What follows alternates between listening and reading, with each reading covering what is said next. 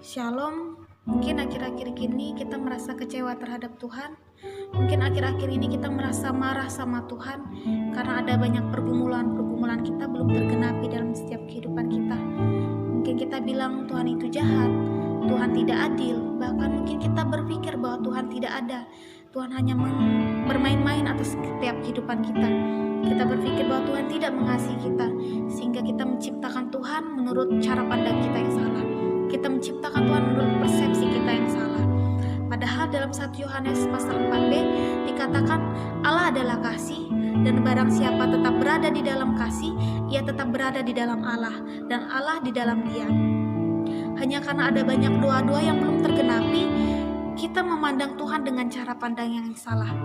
Nah, tapi saya punya kabar gembira pada siang hari ini. Kabar gembiranya adalah walaupun kita menciptakan Tuhan dengan cara pandang kita yang salah, walaupun kita memiliki persepsi yang salah tentang Tuhan, Tuhan tetap mengasihi kita. Bahkan lebih daripada itu, sekalipun kita jatuh berkali-kali dalam dosa, sekalipun dosa kita sangat fatal di hadapan manusia, itu tidak menjadi alasan untuk Tuhan berhenti mengasihi kita. Dan bagaimana caranya untuk kita dapat mengubah cara pandang kita? Bagaimana caranya supaya kita bisa memandang Tuhan dengan cara pandang yang benar? Yang pertama, kita harus belajar mengampuni. Kita harus belajar mengampuni diri kita sendiri. Kita harus belajar mengampuni atas setiap kesalahan-kesalahan yang pernah kita perbuat, atas dosa-dosa yang pernah kita lakukan. Dalam Kejadian pasal 1 ayat yang ke-26 sampai ke-27 dikatakan di sana bahwa kita adalah ciptaan yang serupa dan segambar dengan Tuhan. Artinya, identitas kita adalah ciptaan yang serupa dan segambar dengan Allah. Dosa, kejatuhan itu tidak akan dapat mencuri identitas kita.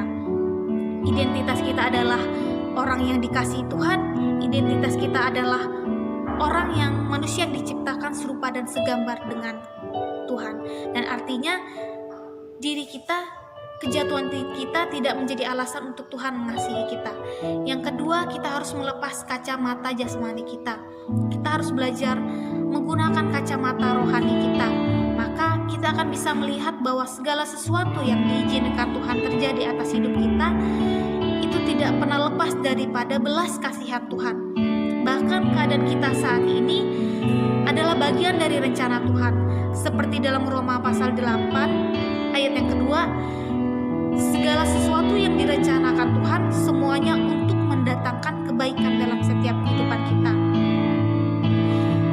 Kita tahu dalam Lukas pasal 15 ayat yang ke-21, kisah tentang anak sulung, bahwa kejatuhannya tidak mengubah kasih bapaknya terhadap dia. Bahkan kembalinya anak tersebut yang sudah jatuh dalam dosa tidak mencuri sukacita ayahnya. Bahkan ketika dia kembali, ayahnya menyambut anak tersebut dengan sukacita. Bahkan diadakan pesta yang besar untuk menyambut anaknya yang hilang tersebut.